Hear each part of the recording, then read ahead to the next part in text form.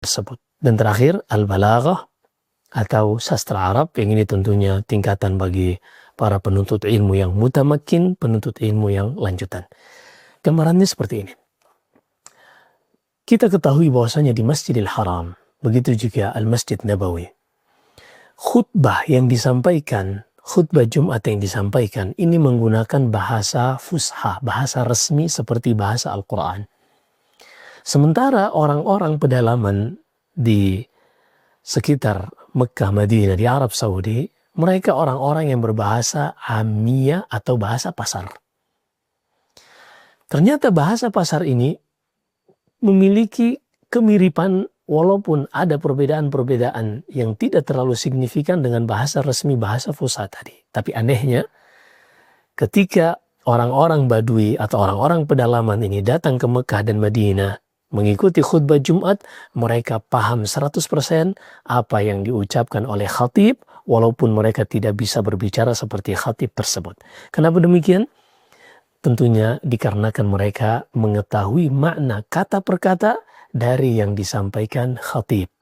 Nah, inilah yang dimaksud dengan fahmul masmu', yaitu ketika seorang sanggup memahami kata per kata dari bahasa Arab, sehingga ketika kata per kata ini ia dapatkan dalam kalimat yang ia dengarkan atau ia lihat dari sebuah kitab, sebuah tulisan, maka secara umum dia memiliki pemahaman tentang maknanya. Kenapa bisa demikian? Seorang memahami kata ini sangat penting baginya. Sangat penting baginya. Dan di dalam bahasa Arab, kata kalau kita perhatikan, ini ibarat lukisan. Jadi tidak seperti font-font yang lain, tidak seperti tulisan-tulisan Latin, aksara Latin, tapi aksara Arab ini, tulisan Arab ini memiliki keunikan, yaitu tulisannya seperti lukisan. Dan di dalam seorang menghafal kosakata, dia perlu melewati 3 tahapan. Di dalam seorang menghafal kosakata, dia perlu melewati 3 tahapan. Tahapan yang pertama adalah dia menghafal lafadznya terlebih dahulu. Dia menghafal lafadznya terlebih dahulu. Seperti misalnya, kalau kita ingin memahami suatu makna, misalnya kata di dalam Al-Quran, Allah Subhanahu wa Ta'ala sebutkan misalnya kata-kata naq'an, fa'atharna bihi naq'an. Kata naq'an ini kita sudah hafal karena ada di dalam juz 30. Tapi apa maknanya mungkin kita belum tahu. Tapi lafadznya kita sudah hafal. Sehingga kita sudah melewati tahapan pertama, yaitu menghafal lafadz. Setelah kita memahami lafadznya, maka kita perlu untuk mengetahui artinya, dan ini tahapan berikutnya. Ternyata naq'an ini artinya adalah debu. Yaitu kuda-kuda yang ketika berlari kencang akan menyebabkan debu bertebaran ke atas. Berarti naq'an artinya debu. Kemudian tahapan berikutnya setelah kita mengetahui lafadznya, memahami lafadznya dan memahami artinya, kita sudah bisa melanjutkan pada tahapan berikutnya, yaitu mengetahui penggunaannya.